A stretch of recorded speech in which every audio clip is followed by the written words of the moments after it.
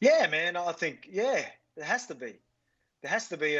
Obviously, it's always going to be in the back of your head, and the type of fighter Conor is. You know, again, like I know for a fact that nothing's getting in Conor's head. You know, what I mean? He's obviously got. Even if the tides were turned, Conor would still probably. He's just one person that has got his confidence. You know what I mean? His belief just down pat. So he's one thing that it'll be very hard to be affected. His sort of confidence, if you get what I'm trying to say. So. If the tides would change, like at different situations, I don't think it would affect Conor. But with Poirier, I feel like it would. Especially there was a lot of bad blood in the last, and there won't be bad blood here. But I mean, you're going to have that in the back of your head. Obviously Conor getting that shot, obviously landing that shot a couple of times. I think I remember watching that fight not long ago, and he was looking for that shot a couple of times. So again, like people don't give Conor enough credit. A lot of people just think, he's hype and got good fights, but I mean, the man's got some skills. So you got to praise him for that. So I know that Poirier is definitely going to be training hard and being ready for it, and he's going to have that in the back of his head. But in saying that, Poirier is a complete different fighter as he was back then.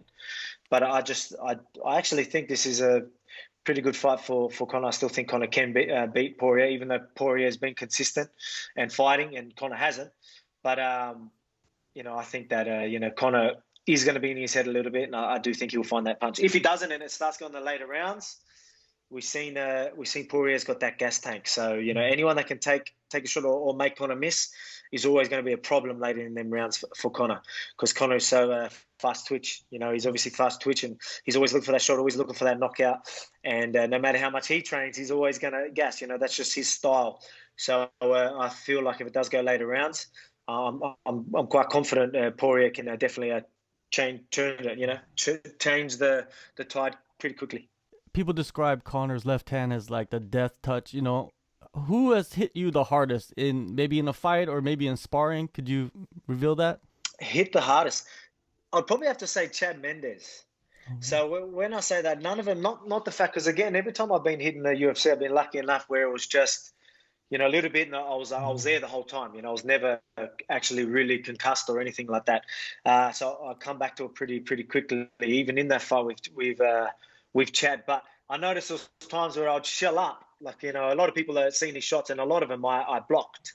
And, a lot of them I shelled off. He only landed probably a few. But, again, it's hard for people to see that. But even though I was blocking him, the fact that, I'm a pretty solid dude and I've got a pretty good base, and the way it was still, like, moving me like that, like there was some weight behind it. For such a small dude, I believe that there was definitely power. And if any of them caught, obviously a couple did land clean, but I was able to recover pretty quickly. But you could feel the weight behind him, if that makes sense. So that was like, even though I was blocking him, I would notice it would like really get me off balance. Where most people punch me, I don't move. Where he was able to, I felt that weight, if that makes sense.